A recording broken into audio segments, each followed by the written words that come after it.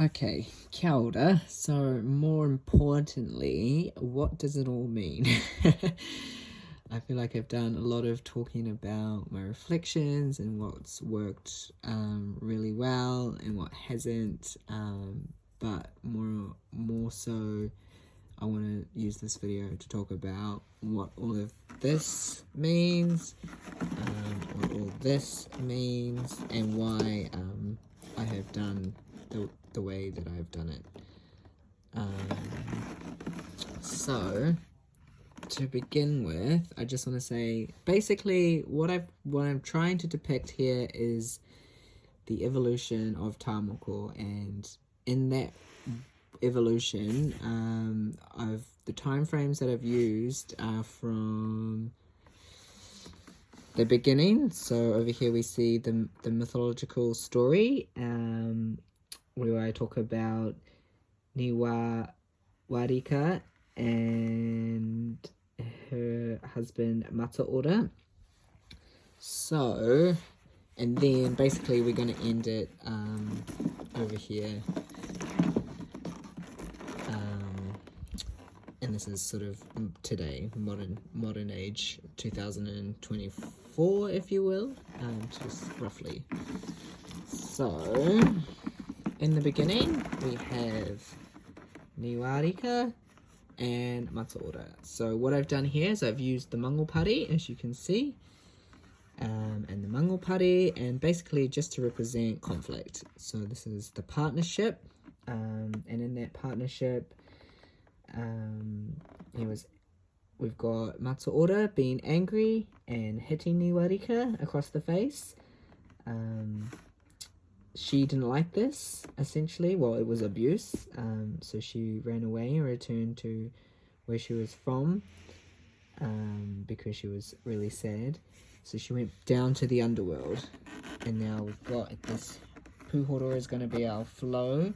It's going to sort of tell our story. So we've got Niwarika coming down into the underworld over here, and then also so then Mataora follows her, and then they meet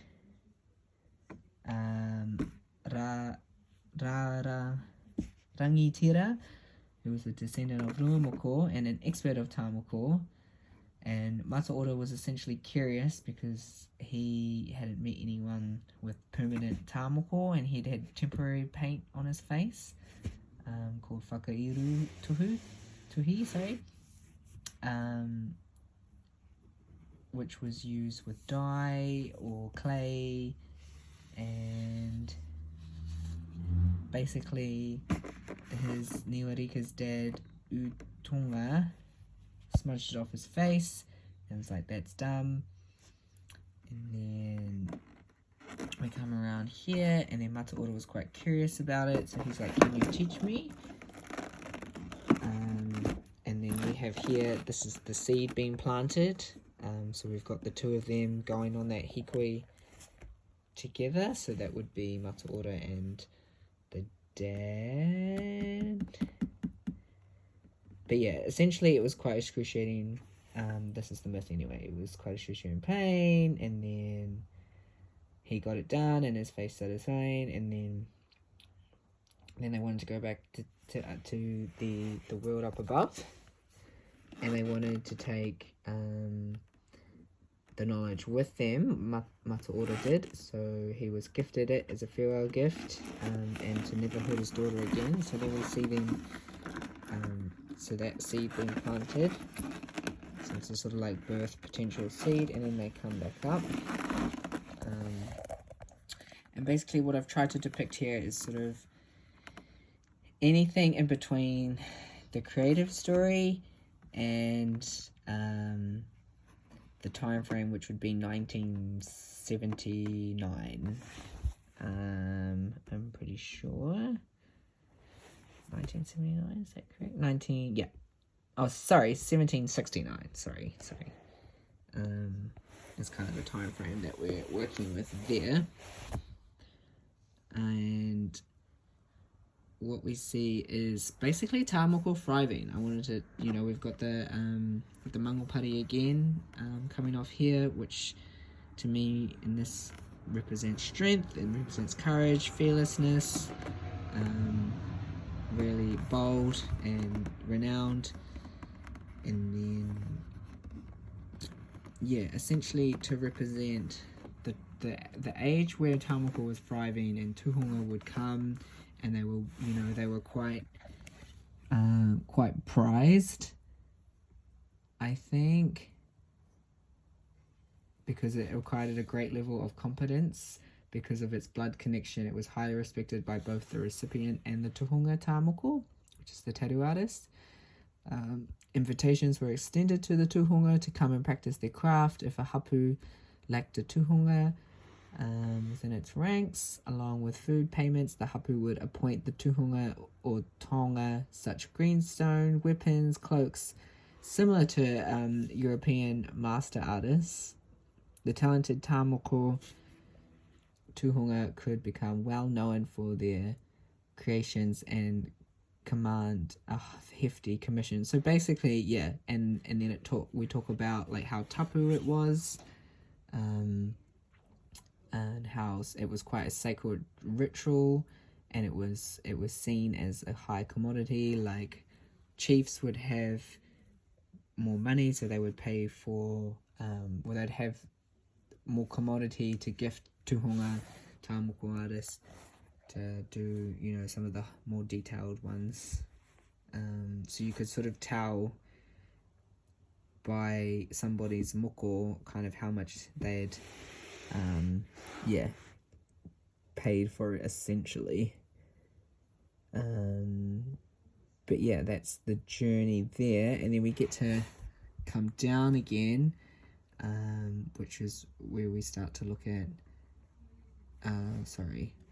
so that's all the strength of the journey of tāmoko and the tuhunga, and then coming up and thriving, and then we get to, and then also down here, this part, we have the potama. So again, just knowledge, really like this part here is, we're looking at really positive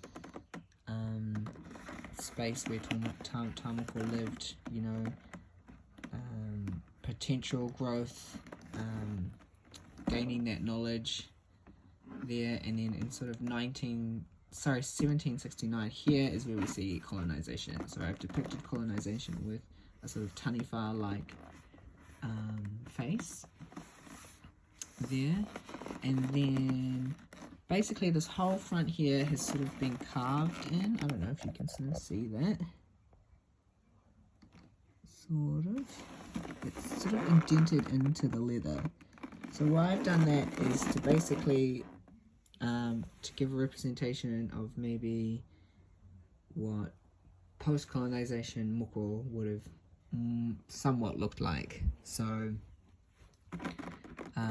we used to carve into the skin, and then we would add ink into, we would apply ink into the carved spaces. So chiseled and then apply ink. So more of like a what you'd call like a ruai moko, where we've actually ingrained the skin, chiseled it out to reveal, which is a much more painful process. But in that pain, you had to be willing to go through that pain to receive the marking. So there was a warrior-like attribute of you associated with if you sort of undergone that. So it was quite, you were kind of cool, essentially. Yeah, and then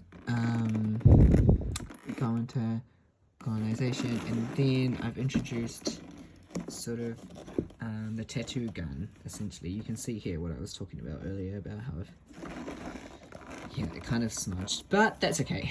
We learn. So here again, colonization, so 1769, when Cook had come, And then basically what we just see is the darkest period of Tamoko, which is this part here.